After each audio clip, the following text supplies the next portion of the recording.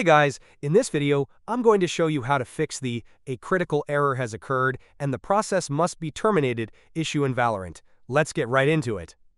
First, go to the search bar and type Task Manager, then open it.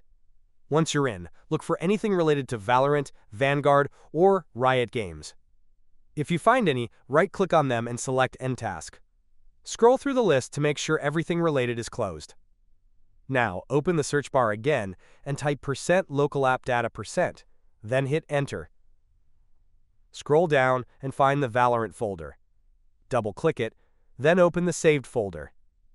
Inside, you'll see folders like Config, Crashes, Logs, and Web Cache.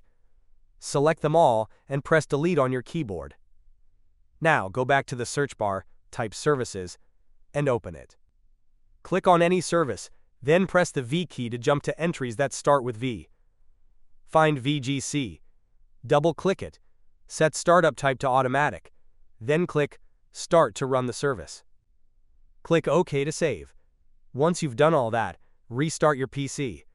Valorant should now work without crashing. If this helped, don't forget to like and subscribe for more quick gaming fixes. Thanks for watching.